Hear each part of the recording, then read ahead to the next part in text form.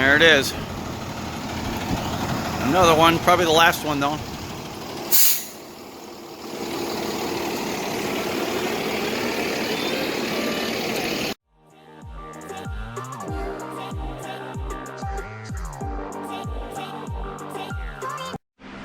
What's up, everybody? How's it going? We're gonna work on the Mercedes-Benz today. Oh, did I tell you I bought a Mercedes-Benz? Oh yeah. Well, actually okay. There's actually figures there's two stories. Two stories to this car. So I accidentally bought it, number one.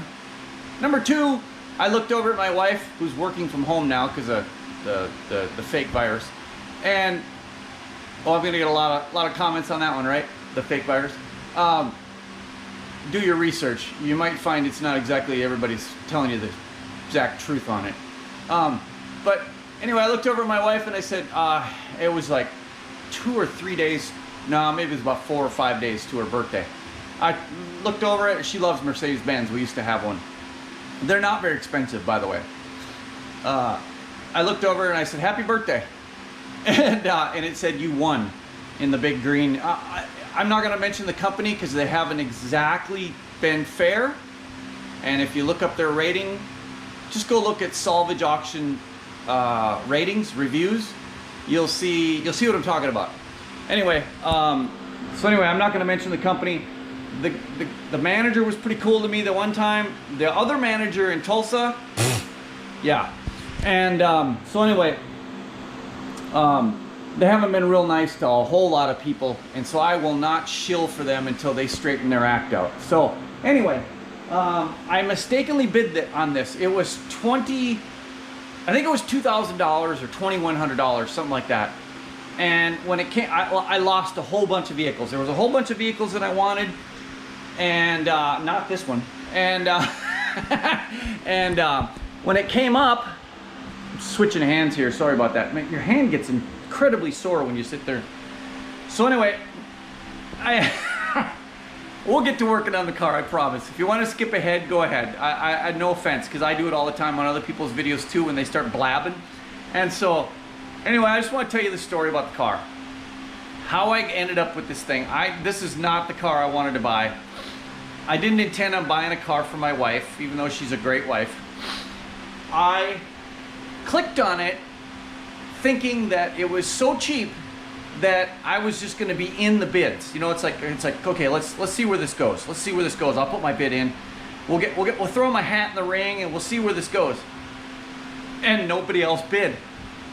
It was like, oh, I think I had it at $2,100. I'd have to go look at the paperwork, but so it's sitting there at $2,100, and I'm like, what the hell? And all of a sudden, you know, the little dial goes around. You know what I'm talking about if you've ever been to these auctions. And it goes, bing, you won. And I'm like, what? What just happened? So anyway, I never really looked at the car at all on the pictures, but I did very well. This is just pure luck. I did very well. The car was listed as start only, engine start only. So that part, at least I was like, whew. But it wasn't run and drive. So I was freaking out because these things can be expensive, man. Even used parts can be expensive. So it wasn't listed as run and drive, and I'm like, whoops, big oops. Thinking for what I've got into it, I'll probably be okay. I'm probably okay. And I actually already started looking up transmission parts for it. And I guess a common problem on this is the conductor plate. And you can get all that stuff, the conductor plate, put the solenoids back in the conductor plate, and put new fluid and filter in it for like, I don't know, I think the kit was like $300, and then the cheapest one I could find. And then of course you got fluids and stuff like that you got to do. And if you do it yourself, then you know you're into it for just, you know, let's just say $400. Let's just say $400, and you do all the labor yourself. You got a new conductor plate. It might be more than that, but let's just say I put $500 into it, and I was still okay. So out the door, I think I spent $3,100 or $3,200 out the door, because you know auction fees are jacked. And so It runs and drives. I drove it in the auction lot. You'll see the video. I'll probably try and put the video in. I did some videos on my phone. I did some videos on the camera, but not as crazy, because I don't know if I'm not approved to film at these auctions, so I don't do it a whole lot. And I think the people that are there filming are kind of, it's just not right. Yeah, whatever. Who cares? Who cares what they're doing? But anyway, I don't film there. But so anyway, I went. When I first saw it, it was all dirty and you couldn't see the hail damage as much. But that's the only thing wrong with this car, is this hail damage. It's got quite a few dings. The trunk lid, it got hailed from this side, sort of, and then top. So there's quite a few dents along the trunk lid. There's quite a few. I mean, there's less on the roof than there is anywhere else. And so, you know, like I'll just point them out to you in case you can't see them on camera. 1, 2, 3, 4, 5, 6, 7, 8, 9, 10, 11, 12, 13, I think I have 14, small one there, 15, you know, and then so on. So there's probably, if I go to the other side, maybe there's 20 on the roof. Quite a bit, really. There's probably even more. Nah, there's probably 20 on the trunk lid too. It's just smaller. But I can find one of these for about 200 bucks. Painted black already. Factory color. And the hood is 126, I think, for the cheap hood. The hood is really bad. The hood's not salvageable in my mind. If you had a body shop and you wanted to fill all those, great, go at it. I'm not going to. I'm gonna replace this hood and have it painted black. So I'm just gonna go ahead and say 250 on the hood. 150 to paint it. 126. Yeah, maybe I'll be 300 into this hood. So 300. I'm gonna pull these dents myself, and I'll explain that in a minute. And then 200 for this. Yeah, 200 for this. 200-ish. Actually, I found one for 185, but it's a long ways away. And then I found another one for, I think, 230. So let's just go 250 with tax. What did I say on this? 350 or 300? I can't remember. But anyway, let's just say all in. And then and then I bought this dent puller kit, which I'm gonna have to learn how to use. I got this one on the company called A. Starts with A. And it's got a whole kit in here. And then I bought some extra glue sticks as well, because I don't know how fast that's gonna go. And then I put, this is another 100 bucks here. It's a headlight restoration kit, a whole bunch of filters. It needs a thermostat. Thermostats on Mercedes-Benz's stick open. So remember the old days in the old cars, the thermostat would stick and it would overheat your engine if you kept driving. Mercedes-Benz engineered it so that it sticks open. So if it sticks, it just opens so your car doesn't actually fail, but it will never warm up to the temperature it should. And so it's got a code in there for thermostat. So and it's got another code pending that's related to thermostat, but it also could be a whole bunch of other things. So let's just hope that that's all of it. So anyway, I got a new thermostat. I got filters for it, just kind of maintenance kind of thing. I'm gonna change the oil.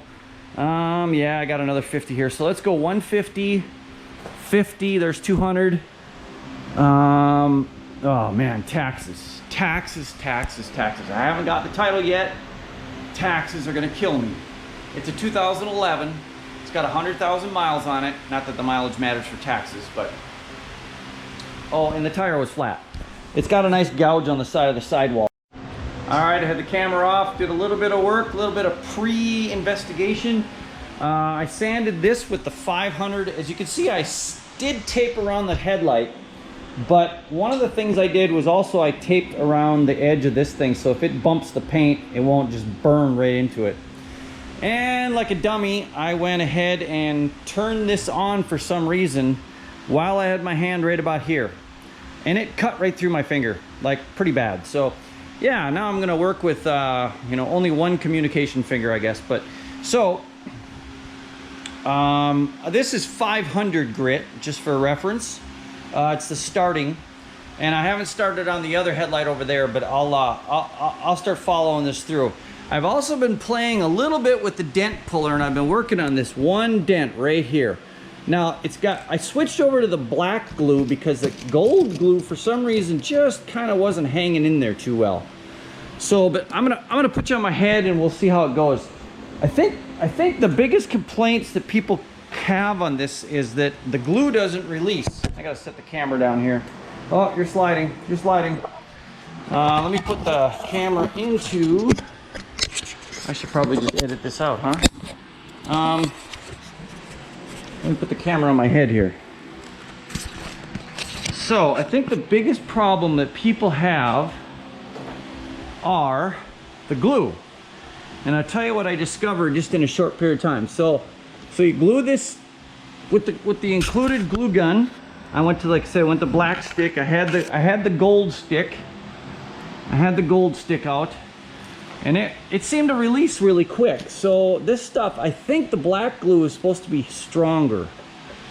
So I'm gonna try the black glue. Yeah, the black glue is strong. Whoa, the black glue is definitely stronger.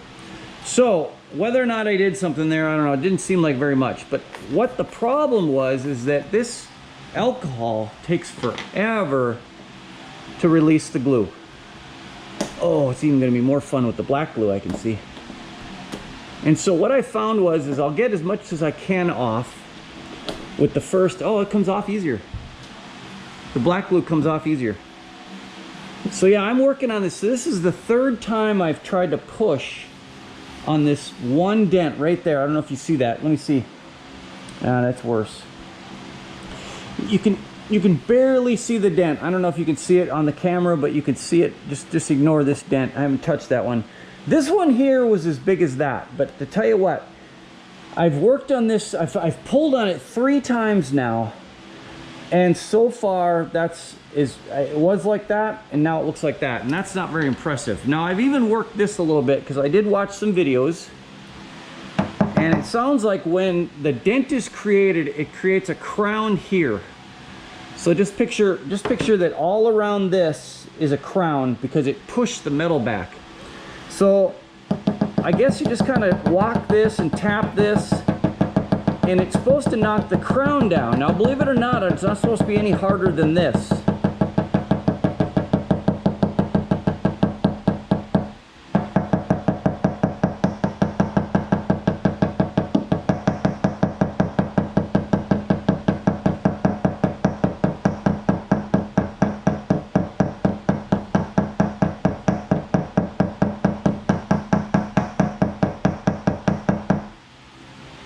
Got a little bit of glue right there. Anyway, on the other glue, it took soaking. I had to literally soak it and walk away, and then that's the only way that it. Oh, this is going to be tough. I gotta tell you, this is going to be tough because this. Let me see what else I've got. The only one I've got is this. This is way too big. Look at the difference. The only thing I think I'm doing wrong is that maybe I'm putting too much glue on it, so I'll do a little less. Hold that down while it's cooling.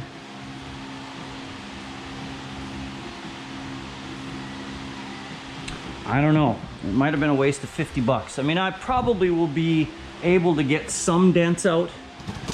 So we'll let this cool. We'll just let that cool. We'll go back to something else here. We'll go back to this headlight. I think we'll start out with this other headlight over here. I'm actually going to raise this hood up because and I can get it out of my way. You know what though? I'm going to get a towel. Yeah, I'm going to get a towel right here. I'm going to get a towel because this thing spits everywhere and I don't want to have to clean the motor off. So that's something you might want to think about, is that it just spits everything everywhere. Let me see. Do you see the hood? Look at this. Look at this. All this stuff here is from that headlight right there. It's everywhere. It's like all over the fender. I mean, I expected it to be there, but I didn't expect it to be all the way up to the windshield. All right, so let me think. We got the bottle and the drill. Okay, I don't know. Let me make sure you guys can see this. I probably should have filmed over there, huh? So anyway, this is what the headlight looks like before. It's got some fading up in here, real good fading right here, just a little bit here. It's kind of clear down here, so which is good because it's hard to get into that. Well, you can't get into that corner. So that's cool. So it's gonna make sure the pad's clean. Just gonna make sure I'm filming you. Oh, okay, here we go, here we go. Okay, so I made sure the pad was clean. I'm just using regular water. It's just plain water. A lot of times when I wet sand, I'll put some soap in there. It actually helps lubrication for the sandpaper, but it wasn't recommended here, so I'm not gonna bother. So.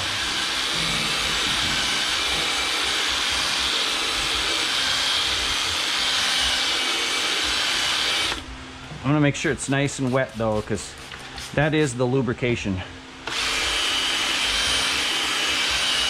Without it, you're just gonna gum up your sandpaper probably, so I'm guessing that's... I didn't really even thoroughly read the directions, to tell you the truth. I kind of know. I've wet sanded headlights before. Oh, there is a groove there. I didn't even know that. Oh, that's interesting. I might have to sandpaper. I might have to use sandpaper on my fingers to get that out. Yeah, I didn't even know that was there. Huh? I didn't even know that was an indentation. That's funny. I thought that was below the plastic. I thought it was inside the plastic.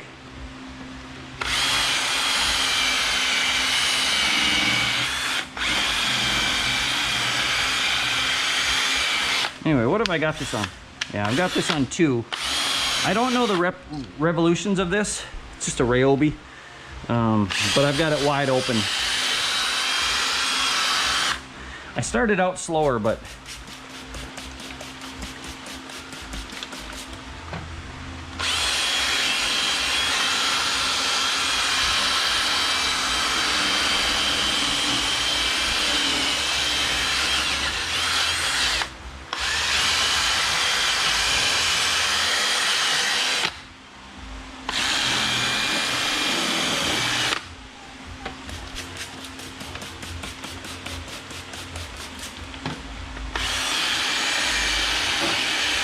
I think the first application of the 5, oh, you know what? There's 2. I didn't change this. There's 2 of these 500s. And so I'm going to go ahead and change it because